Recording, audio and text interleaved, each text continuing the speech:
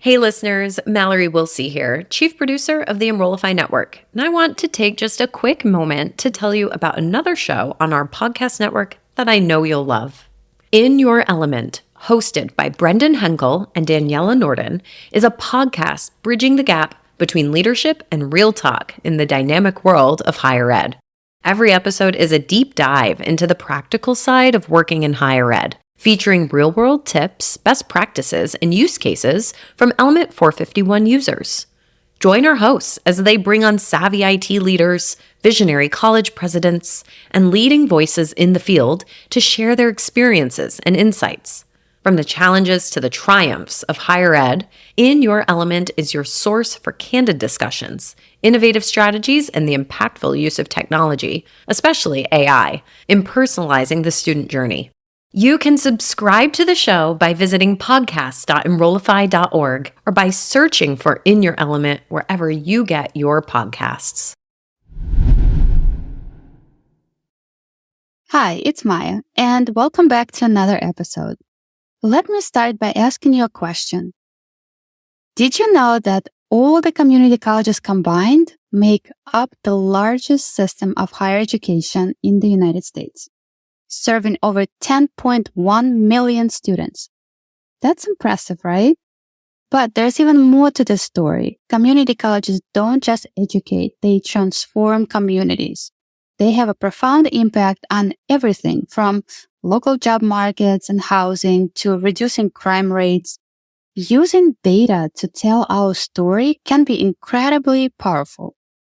That's why I'm thrilled to have Dr. Martha Parham with us today. She is the Senior VP of Public Relations for the American Association of Community Colleges, and she is packed with insights and stories you won't want to miss. From navigating policy changes in Washington D.C. to leveraging powerful data-driven marketing strategies, we are diving deep into how community colleges communicate their impact and reshape public perception. I think you're going to like this one. So let's get started.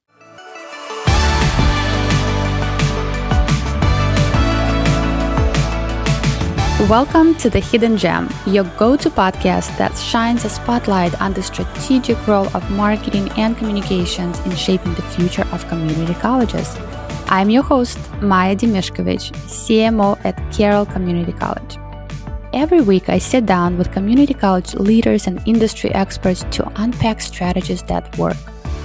We'll discuss practical insights and success stories to help you elevate your institution's profile and achieve your strategic goals. Tune in to amplify your community college's success, one conversation at a time. The Hidden Gem is part of the Enrollify Network, a robust collection of podcasts designed to help higher education professionals like you grow.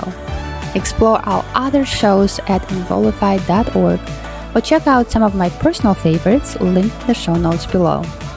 Enrollify is made possible by Element 451, the leading AI-powered all-in-one student engagement platform helping institutions create meaningful, personalized, and engaging interactions with students. Learn more at element451.com. And let's get started. Welcome to the podcast, Martha. Thank you so much for having me. Thank you. I've been really looking forward to our conversation because as a Senior VP of Public Relations for the American Association of Community Colleges, you really have a unique perspective on the challenges and opportunities facing community colleges nationwide. And I think this broader perspective will be very helpful to our listeners. But before we dive in, I would love to ask you to introduce yourself, tell us a little bit about your role at AACC, and maybe how does AACC supports community colleges across the United States? Sure. I am Martha Parham, and as you mentioned, I work for the American Association of Community Colleges.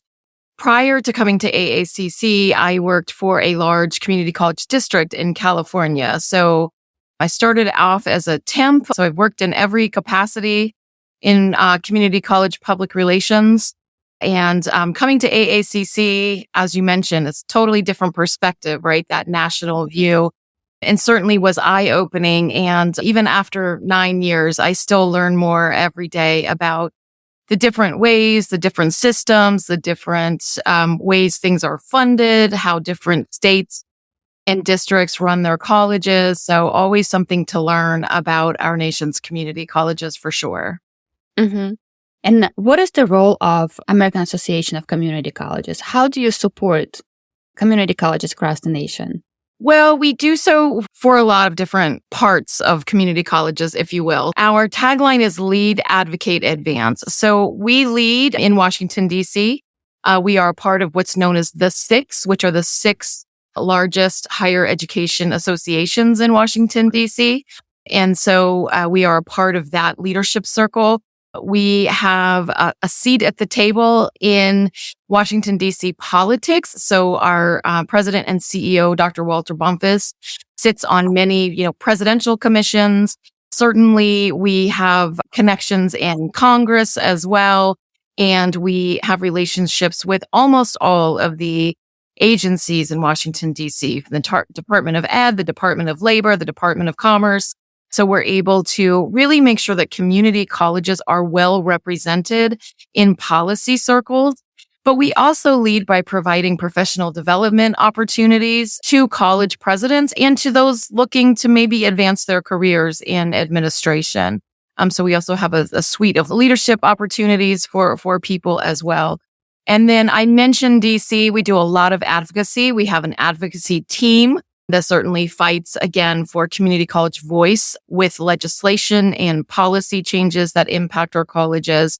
And then finally, advance. We like to advance the sector on the whole, on a national level, and really take those, community colleges, as you well know, Maya, are built in and for the communities they serve. That is the purpose they're there.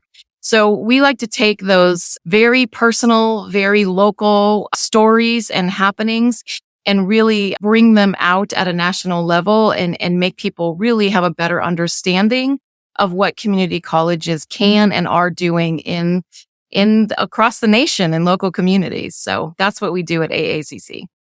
That's great. And I appreciate all of your support and advocating on behalf of all the community colleges nationwide.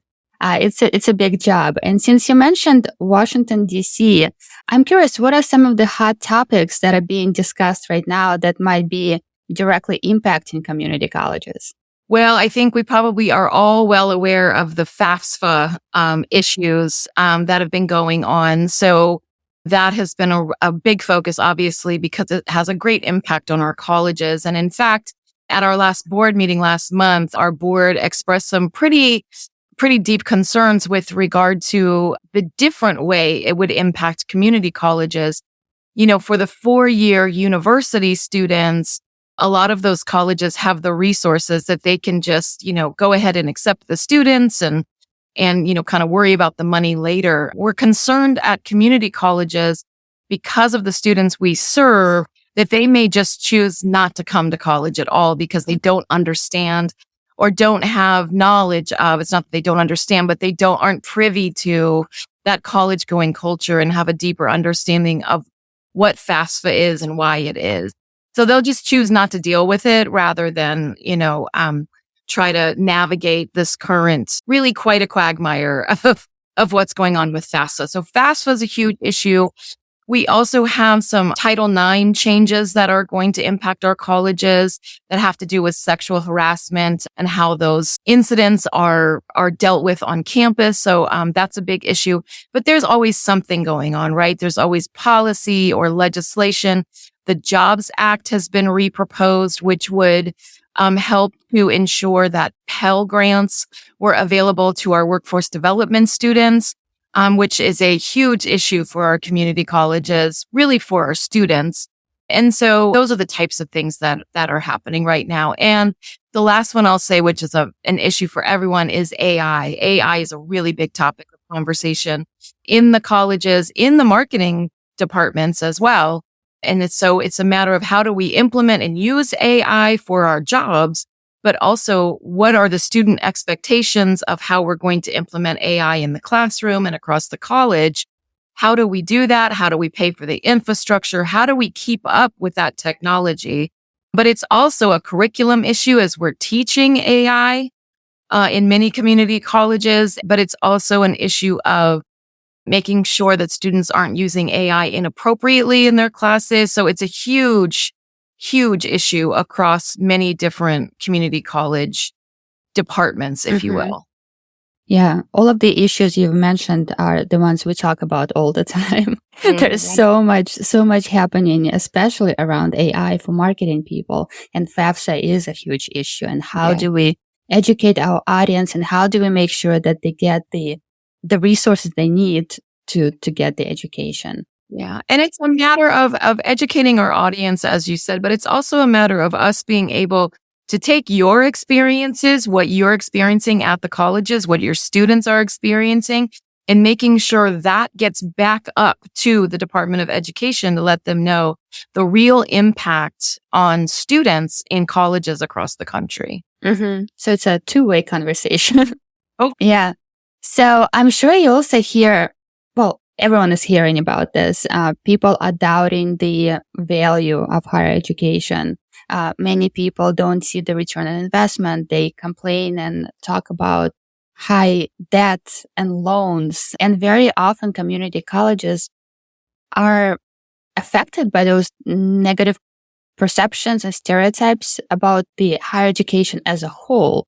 And how do you, maybe from your perspective, suggest community colleges separate themselves from those negative stereotypes and better showcase their unique contributions and successes? It's a great question. And it's one of my favorite questions, because I think what people need to understand, especially in the community college sector, is that when we're seeing that, we're seeing hearings, right? Congressional hearings where they're grilling higher education leaders. It's leading to people losing their jobs, and they're talking about the higher cost of education. In general, what we found is they're not talking about community colleges. So we typically aren't lumped in terms of that sentiment in Washington, D.C. That's been my experience. But you're right. How do we make sure we're separate from that in your community so that people understand? So I think first and foremost, you need to understand that, you need to be able to talk about the cost of education, right? Nationally, community colleges cost about a third of what an in-state public 4-year institution would cost. So we're not talking about the Ivy Leagues. We're not talking about private colleges. We're talking about that, state 4-year college down the road. So about a third of the cost to attend. And so, as you can imagine, the student loan issues, the crisis, as it were, is really the community college students that are a part of that group are very low in numbers. So our students tend to not take out as much money because they don't need it. And so when you're looking at it holistically, community colleges are a very small portion of that loan debt, if you will. So that's something that I think is good to communicate. And I would say really know your data. So we have at AACC, we do an annual, what we call Fast Facts, which is really infographic facts about the nation's community college. How many community colleges, how many students, what the costs are, where the funding comes from. So that is a national perspective, but I've never met a community college that didn't have those facts for their own college. So as the communications person, you should know those facts and be able to talk about those financial benefits, because that data is what helps solidify the story of community college, right? We all know about the student that comes in their first generation. And I have a student that I used to work with in California from the military. He went to community college. He went to Stanford. Then he went to Harvard Law, and now he's a practicing attorney in Washington, D.C. We all have those stories. So how do we take that story, marry it with the data, and then you have a better picture of what community colleges can do? That's a great advice. And I look at those fast facts on your website all the time, especially during April when it's Community Colleges Month and we want to highlight some of the statistics and the impact we make nationwide and in our communities. So Thank you for putting them together. They're very useful and helpful. Yeah, it's by far one of our most popular things. And I will say, if we're looking at that, when you're talking about kind of the stigma attached to community colleges, and if we really think about it, if you do the data dive and you look at community colleges serve 10.1 million students a year in both credit and those workforce development programs. If we look at that on the whole, like, we are the largest system, if you will, of higher education in the country. And so we've earned that voice, right? And we should absolutely be able to speak with clarity about our students. And, they should be receiving the majority of funds as far as I'm concerned, because we're serving the majority of students. So it's those types of data really help you to talk about the resources that you need, and as well as the services you provide to your community. Mm-hmm. Yeah, no, I completely agree. Putting it in perspective and showing as a whole the impact of this system, I think, is important. Given your extensive experience and interactions with colleges nationwide and presidents, what are some of the emerging trends you're noticing from a marketing communication perspective within the community college sector? I think understanding the trajectory of social media in order to speak with students. It's changing so quickly. In many states, they can't use TikTok, which really is limiting for some colleges.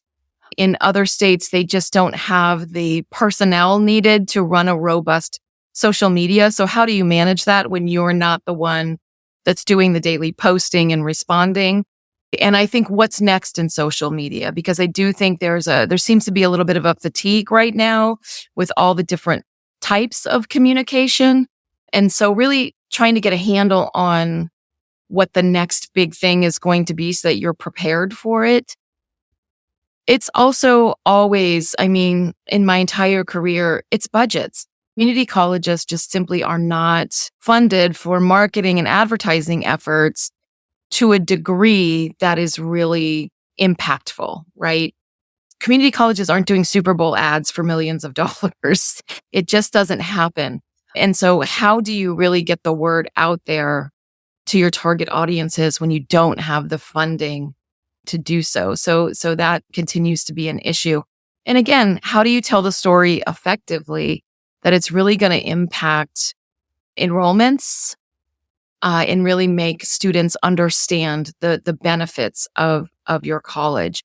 So understanding that, I think it's 32% of community college students are first generation students.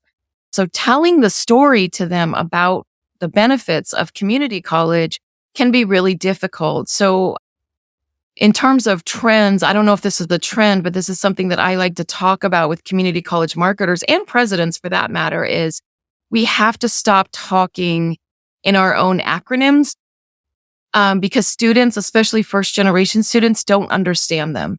So we have to stop building our systems based on what's always been done.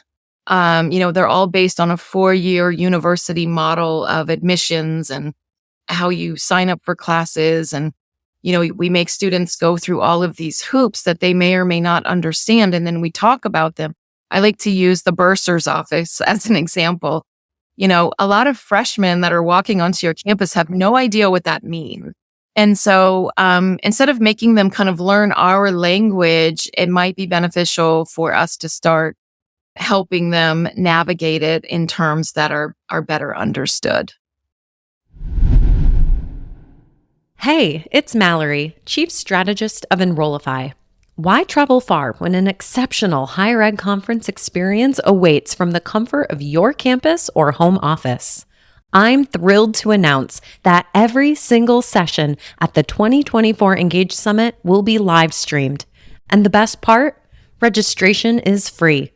Many of your favorite Enrollify creators are presenting. Maya Demishkovich and Jenny Lee Fowler will teach you how to craft an AI-powered social media influencer strategy. Jamie Hunt will help you unlock the AI revolution in your team. And Shane Baglini and Allison Tercio are teaming up to boost your productivity with generative AI. Plan out your dream conference by scoping out the agenda and taking note of the sessions you want to tune in for. Visit engage.element451.com and register yourself and your team for free today. Now, back to the show.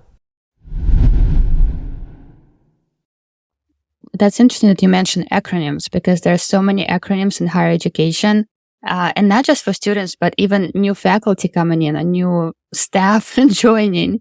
It's always a lot of questions about what does it mean? But what I'm finding that's interesting too is we're getting more and more dually enrolled students coming to community colleges, and they have even less understanding and knowledge of how higher education works. And I was talking to a couple of dually enrolled students, and they didn't even know what associate degree meant. They thought they would just come into college to get a couple of credits and then they leave. They didn't realize they can actually get an associate degree, which is a 2-year degree. So there's a lot of communication and education, and like you said, speaking to them in the language they understand. But that goes back to the issue of resources. How do we find the resources and people to create all of those tailored messages? Because we serve so many audiences. Any advice there? Well, I think that's something, it's interesting you say that because that's what my dissertation was about, right? It was about perceptions of community college. And really I talked to high school counselors, and maybe not unsurprisingly, many of them don't even focus on community college. They don't even talk about it as an option. And, where I used to work, we had one school district that wouldn't even allow our marketing teams to come on their high school campus until after the acceptance letters came out from the universities. And we were, of course, saying like, that's ridiculous. We should offer them all options. And their intent, however, was, listen, if our students are prepared for the rigors of XYZ university, then they have options to go anywhere they want. And so we always aim for them to be the most prepared they can be. And that's a noble intention, of course. So it wasn't that they were anti-community college. They were pro being ultra prepared. But I think now we're seeing the tides shift where people are more aware of maybe a 4-year degree isn't for every student and that there are other options. Certainly, we're seeing an uptick in the types of workforce programs offered. You mentioned dual enrollment. And again, that is something that's offered. I used to teach in a dual enrollment program at a high school in my district. And you're right, the students didn't necessarily know. They just were getting a free college class in their estimation. So I think it's a matter of truly engaging with the high schools in your local area. And I know there are a lot of people that do like counselor breakfasts and things like that, but really developing a relationship with them, have them bring their students on your campus, show them what you have to offer in person, make it a part of their vernacular as early as possible, right? 7th, 8th, 9th grade, have activities so that students are comfortable on your campus and demystify, if you will, college itself, and the process of going to college. Yeah, we hear that too. Often teachers in high schools, they would say, well, you can do better. And I know they mean well, right? They want their students to be successful and show that they're smart, but that, where I'm going, right? So it's, they mean well, but yeah, again, it's that noble intention, but is it really doing service to your student? And I personally believe that we are going to have to really step back and rethink how we deliver education. The pandemic certainly jump-started that in terms of offering things online. But I also think we need to think about it from, if we look at the generation of students that are now starting college, they don't think about education the way we did. In my mind, education was a linear thing. You went to college, you went for 4 years, you got your bachelor's degree. And students don't do that. I mean, even if we think about the gig economy, right? It's like some people have, what did they say? Like an estimated 25 jobs over their lifetime now. Whereas, the rest of us maybe have 3 or 4 So it's just that they look at things differently. And so we look at the gig economy, right? So a lot of these young students they'll start a company, they'll start an internet business, and then they'll sell it, and then they'll take a couple classes, and then they'll be, work in tech for a little while, and then they'll move on to something else. So we need to really think about how we're offering our classes. Like maybe a linear semester program is not really what students would be interested in. Maybe those single classes that help them get to the next level. And so I think that's going to be a plus for community colleges going forward, as I think education is going to have to change to kind of meet the needs and the expectations of the next generation of students. Yeah, it feels like there's going to be a lot of changes that will be happening very soon to meet the new demands of the students coming in and how the landscape, the job market is changing. So that's going to be very interesting to observe and see how we react to those changes and what do we implement to meet the demands. I'm sure you see and you talk to a lot of community colleges. What are some of the interesting strategies, marketing, communication strategies that you might have seen that are very impactful or promising, or you think other community colleges should try or embrace? That's a great question. I can tell you one of my favorite things that we used to do at my old job, and it still holds true today and still works and is relatively inexpensive, is we would take a portion of our budget each fall and we had 3 colleges in the district, and they would each get money to make t-shirts. So everyone that came on campus, like the first week of classes, got a t-shirt. And it became like this ritual, right? Everyone wanted their annual t-shirt. But after a few years, all of a sudden you're seeing them all over everywhere, And so they became these walking billboards. People in the gym and people in the grocery store and people that didn't even go to the college would get these shirts. And it was, again, relatively inexpensive. All things considered, you can get shirts for even as low as a couple dollars per shirt. So that's just something that was kind of easy and cheap and really, I called it walking billboards, right? As we're out and about. So I think that's something that everyone can do easily. The thing that I think as a part of telling our story as community college communicators and marketing and advertising professionals is the understanding of we don't have the budgets. And to be quite honest, like our funding is generally speaking public funds. And so it really makes sense, right, that we wouldn't use public funds for advertising. However, the dilemma becomes, how do you then get the message out? And so I think you need to invest in data. So you truly understand your audiences. I would say, at least spend a portion of your advertising funds each year on getting data, whether it's about a specific segment of your population, whether it's a landscape analysis of the job market in your local area, which, by the way, you can do through the the United States Census, and not have to spend a lot of money. So really invest in the data so that you can communicate in the different ways. And I say, don't be afraid to try things. Don't be afraid to hey, let's try a social media paid advertising campaign. Really develop that culture of trust, and it's okay to fail. It's okay to try things and see how they work. A lot of colleges have stopped mailing things because printing and mailing is very expensive. But I think that's something that if the only thing you're mailing them is a bill, you might want to rethink that strategy, because I do think people like to receive things and hold them in their hands, even if it's just a postcard, giving them a free coffee on campus or something. And then finally, I would say to really, and this is the hard one, is really be able to speak truth to power.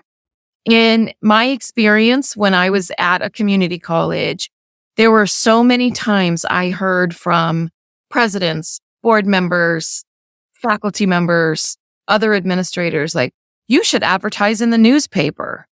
Well, I had the data to show my students weren't reading the newspaper. And if they were, it was online. It certainly wasn't the printed newspaper. And so you have to be able to say that in a way, obviously, that's professional. But in many cases, that's not the culture, right? You want to be responsive to your trustees or your president, because people like to receive communication in the way they like to receive communication, and they may or may not respect other forms of communication. So I go back to that data and understanding what your students, what your target audience, the more information you have about that, the more you can speak to the effectiveness of your communication. And then we all know you cannot track advertising dollars as students enrolled or students applying. It's just not possible. It's not feasible. So you need to be able to talk about that, but you also need to be honest about your campaigns, understand how effective they were to the best of your ability, and be able to say, hey, you know what? We tried mailing a postcard that gave everybody a coupon for a free coffee. It didn't work. We're going to switch it up and do something different next year. Those are the things. Always be learning, always be studying your own, your own return on investment, and always be willing to share that information. And sometimes it's not going to be a victory, and that's a very vulnerable place to be. But I think in the long run, it really will enable you to do more as you build that trust. These are some excellent advice, a lot of great ideas. And I do believe data is very important, like you said, because that helps us understand what's working, what's not working, who are we talking to, how do they like to receive information. And very often I hear from faculty and staff, they would say, well, we don't see any ads. And I'm like, well, because it's changing, right? We are doing more digital advertising and we are doing more targeted outreach. So it's not like before when everyone goes to one TV station and they see the same commercial. It's very tailored and targeted nowadays. And for some people at community colleges, it's hard to understand. So I agree. There needs to be an honest, truthful communication and education, because things are changing so fast in the marketing world. And you mentioned print. At one point, print was huge, and then somehow it kind of dropped off. And now I feel like it's coming back after COVID. People do like to receive physical mail and open letters. So yeah, thank you so much for sharing those great strategies and great advice. So now looking ahead in the years to come, what do you perceive as the most significant opportunities and challenges for community colleges, and how can we effectively communicate, and what role marketing will play in addressing those challenges? Well, I think we kind of already touched on it. I think if we look at how the perception of higher education overall is really not great right now, but we know that that's not about community colleges. So now is our time to shine, right? Now is our opportunity to say, hey, listen, you don't need to worry about a loan crisis if you come to community college. I think we need to really dig in on the value proposition of community colleges, right? You can come here, you can save money and still transfer to the, 4-year university of your dreams, but you can do so in a way that's more responsible in terms of cost effectiveness. And I think that is a message that is truly resonating across all spectrums, right? Not just with lawmakers and people in Washington, D.C., but with parents.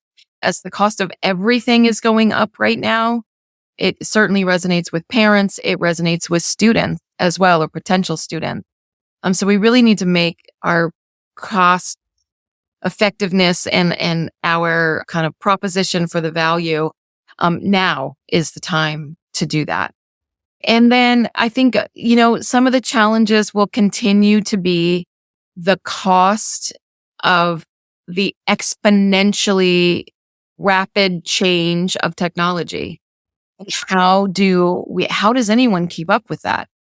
It's virtually impossible. When we talked about AI earlier, we were talking to some folks at our annual conference a month ago, and even the AI businesses are saying, by the time you do your typical kind of public due diligence, about what AI technologies are we going to purchase for our college, right? We all know at public institutions that can take up to a year, right? You have to have a committee and you have to get RFPs and all of that stuff. They said by the time you do that, the AI technology has changed at least a dozen times. And so you could be purchasing something that is, 12 iterations out of date already, and you haven't even started the project. So the cost and the ever-changing nature of technology and the infrastructure needed to support it, right? And not just the infrastructure, but also the professional development for faculty in particular and for other campuses.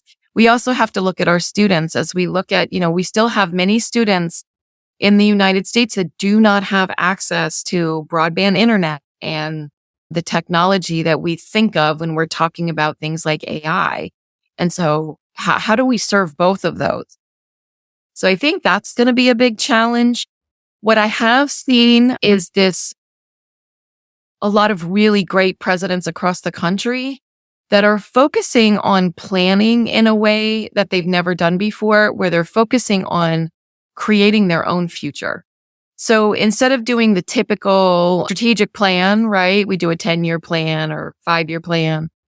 A lot of colleges I'm seeing are really looking at how do we plan not just for the next 10 years, but, how do we make sure that the college in 25, 35, 40 years is able to keep up with what's going on in the world in a way that's beneficial to the students and the community.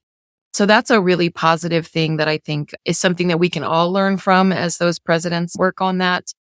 And let's see, what did you asked for challenges and opportunities. But I think overall, we're seeing the tide shift with the community college. I hate the word, but the community college stigma, if you will. But I think community colleges are now seen as a smart thing to do rather than, hey, my kid didn't get into Harvard, so they're just going to community college. Now it's like, no, my kid's going to go to community college for a couple years because they're going to save money so that they don't have crushing $200,000 in student debt when they leave college. So now's the time to capitalize on that for sure. Right. Yeah, I'm definitely seeing that. It's now seen as a smart choice, not as a second option, right? And you mentioned about strategic planning. I don't know, how do you even plan 10 years ahead, 20 years ahead? I don't know how we plan the next month with things changing so fast, but well, I think, like I said, we have some amazing presidents that are doing just that. And really, what I took away from it is really building out, what do we want to be? What do we want to be for our students and our community? So that's kind of where you start and say, if we had the magic wand, right? We had unlimited resources, unlimited technology, unlimited people. What would we do with that? And so if you start there, then truly the sky's the limit. So, Well, let's hope we all get unlimited resources and unlimited funding. Wouldn't that be fantastic? Right. We just need to dream big, and I'm sure the resource will come if we have Absolutely. great ideas. But that leads me though, Maya, I have to say, I know I've said it earlier, but I'm going to keep saying it, is community colleges serve the majority of students, not the majority, but is the largest sector of higher education, about 40% of all higher ed in the United States. As a singular sector of education, we are the largest, and yet we are the least funded. So let's scream that to our legislators and say, for all of the people, I've never met a legislator or a policymaker at a state or federal level that has said anything negative about community colleges. Everyone loves community colleges at those levels.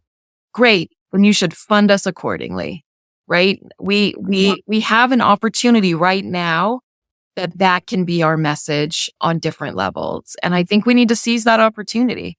I cannot agree more. It's unfair. We should be getting more funding. So anything you think we can do on the marketing communication side to help get that message out, let us know. We're happy to help. Absolutely. And I'd say, even if you just educate your own faculty, staff, and administration, even if you get the data, get the fast facts from AACC, do your own fast facts for your college and let them see how your college fits in with the rest of the nation. And that just tells a great story of how many students you're impacting.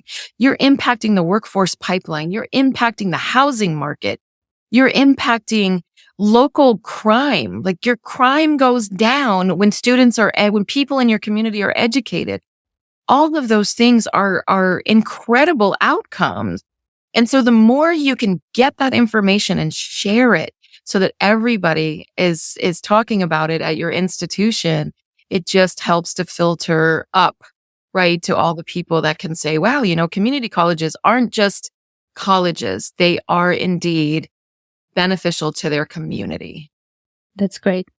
Well, Martha, it was insightful and I would say very useful. And I'm sure some of our listeners will pick up those messages and some of the statistics that you've mentioned and integrate it into their messaging and communication strategies. So I thank you so much for taking the time to speak with me. And yeah, it was great. Thank you.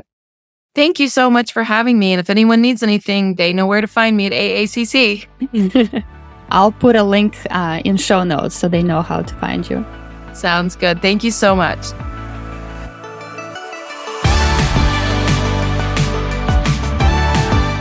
I hope you enjoyed this episode and found it valuable. Let's keep this conversation going on LinkedIn at Maya Dimishkovich. I would love to hear your thoughts, questions, and suggestions for what you would like to see next on this podcast. Remember, by tuning in to The Hidden Gem, you're not just listening to a podcast. You are joining a movement of amplifying community colleges' success. Don't miss out. Subscribe to this podcast and notifications about our future episodes. Share it with your colleagues and college leaders to help make our colleges stand out. Together, let's make an impact. The Hidden Gem is part of the Enrollify podcast network. If you like this podcast, chances are you will like other Enrollify shows too. Our podcast network is growing by the month. And we've got a plethora of marketing, enrollment, and higher education technology shows that are jam-packed with stories, ideas, and frameworks, all designed to empower you to be a better higher ed professional. Our shows help higher ed marketers and admissions professionals find their next big idea and feature selection of the industry's best as your host. Learn from Jamie Hunt, Jenny Fowler, Eddie Francis, Brian Gross, and so many other of your favorite leaders in higher ed. Enrollify is made possible by Element 451, the leading AI-powered all-in-one student engagement platform helping institutions create meaningful, personalized, and engaging interactions with students. Learn more at element451.com.